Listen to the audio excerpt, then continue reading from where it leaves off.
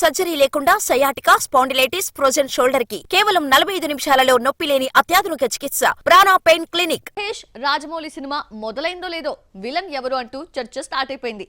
జక్కన్న సినిమాలో ప్రతి నాయకుడు హీరోకి ధీటుగా పవర్ఫుల్ గా కనిపిస్తాడు.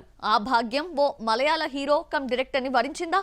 ఇందులో నిజమెంతో అని అడిగితే క్లారిటీ ఇచ్చేశాడు. ఇంతకీ ఆ మలయాళీ SSMB 29 లో నటిస్తున్నారా లేదా? రాజమౌళి సినిమాలో మహేష్ కాకుండా నటించే మరో యాక్టర్ ఎవరు అంటే చెప్పలేం.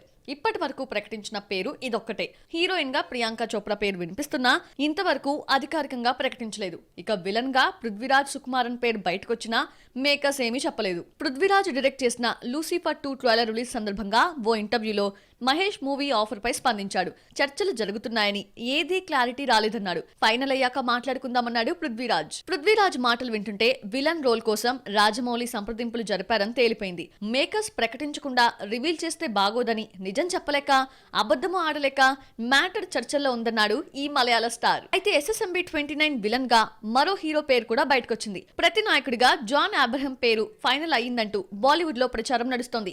జాన్ అబ్రహం కి యాక్షన్ ఇమేజ్ ఉన్నా ఫేడ్ అవుట్ అయ్యాడు. అదే పృథ్వీరాజ్ అయితే తెలుగు, తమిళం, మలయాళంలో క్రేజీ ఇమేజ్ ఉంది. హ్యాండ్సమ్ హీరో మహేష్ కి ధీటుగా ఉంటాడు.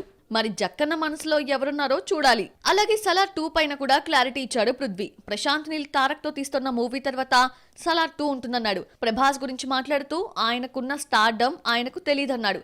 డార్లింగ్ నుంచి చాలా విషయాలు నేర్చుకున్నానని చెప్పాడు.